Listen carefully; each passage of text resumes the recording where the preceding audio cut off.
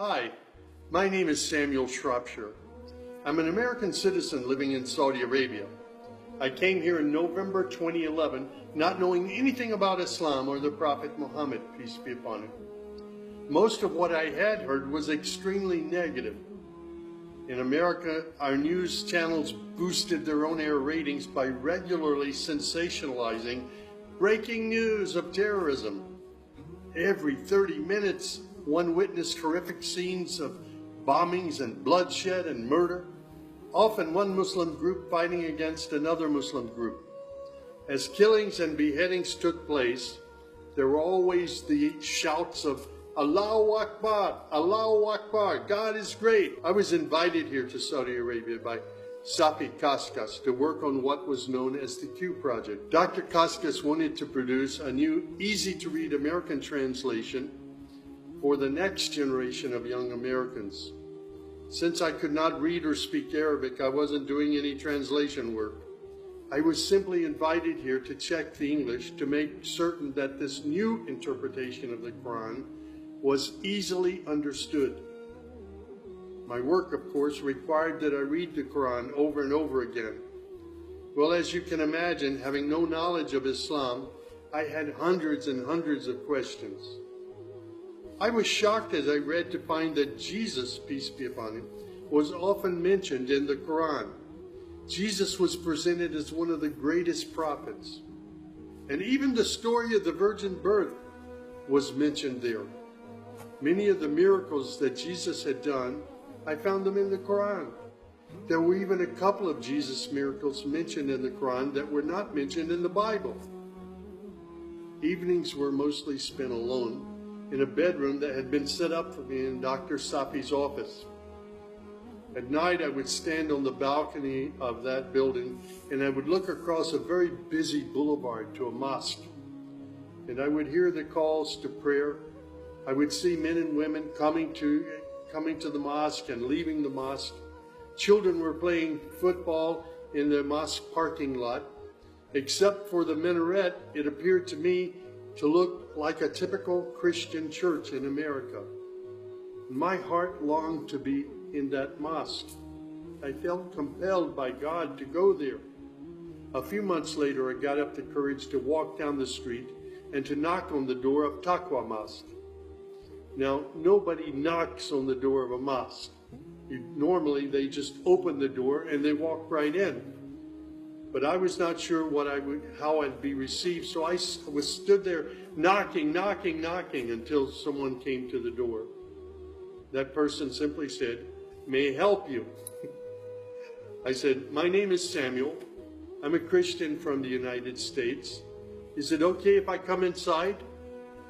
And that man, Shafiq Zubair, who was the caller to prayer, he reached out and he hugged me and he said, "Of course, come in."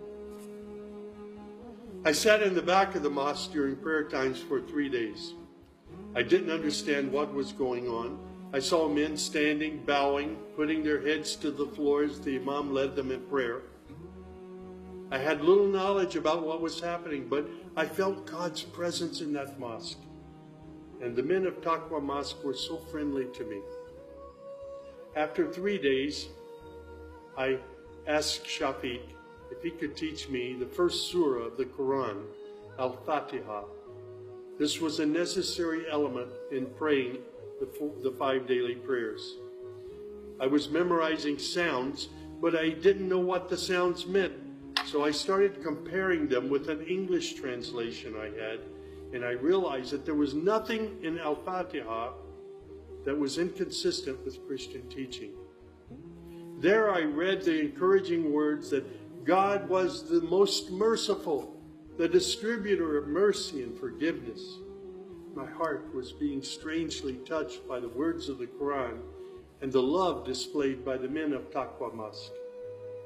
Dr. Sadiq Malki would later drive me to the Islamic Education Foundation in Al-Hamra neighborhood of Jeddah, where I said Al-Shahada. According to Islam, we're all equal. There's none above another. There are scholars, but their role is educational. As for the relationship with God, it's personal, it's direct. The faith itself is simple and clear. It's summed up in just 6 points.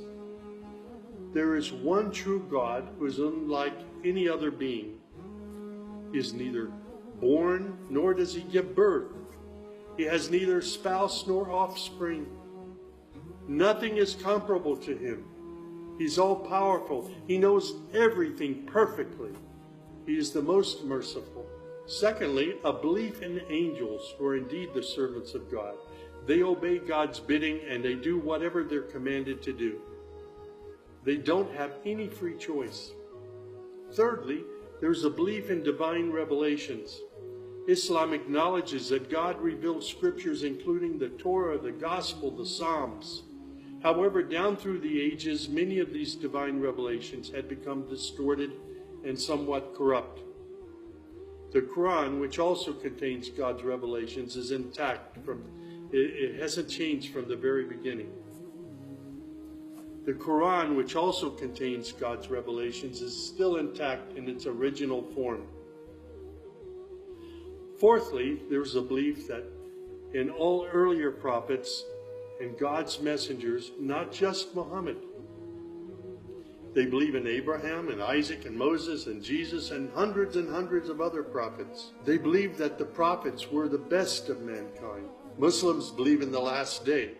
That's to say, this includes the belief in all that God and his messenger have told us about what happens after death, including recording of good and bad deeds, the resurrection and the gathering of all creatures, the reckoning that will take place on the great judgment day, the prophet's intercession, as well as heaven and hell. Man's ultimate aim will be to save himself on that day. Muslims believe in the divine destiny of predestination. Whatever God wills is certain to take place, and what he has not willed will never take place. This present life is a test for man, and man should endeavor to pass this test. These tenets of faith appeared to me entirely consistent with human nature. And then I asked, how can one become a Muslim? My search showed me that one needs to fulfill 5 specific duties, which are called the pillars of Islam. These are: first, a declaration to believe and to say verbally, I witness that there is no other deity other than God, and that Muhammad, along with all the other prophets, is God's messenger. Prayer is an important part of a Muslim's life. Muslims seek to maintain the 5 daily prayers. These are spread out over the day and night. Thirdly, there's the zakat. 2.5% of one's property is an obligatory charity, provided that one owns more than a certain threshold and holds it for a year. Then there's fasting. Fasting is an important part of the Muslim's life. Muslims fast throughout the month of Ramadan. They do this every year, abstaining from all food, drink, and sex, from dawn till sunset. One must also refrain from futile arguments and quarrels and forbidden things. The month provides a unique spiritual uplift for all Muslims. Then there is the pilgrimage, or Hajj. This is performed in Mecca and its surrounding areas. It's a duty to fulfill this pilgrimage once during one's lifetime, provided that one is physically and financially capable of doing so. People often ask me, Sam, how did you become a Muslim? In the church was a library, and in that library were children's books. One of the books my mother got over and over again was called The God of Abraham. In that book were beautiful color photos of camels and deserts.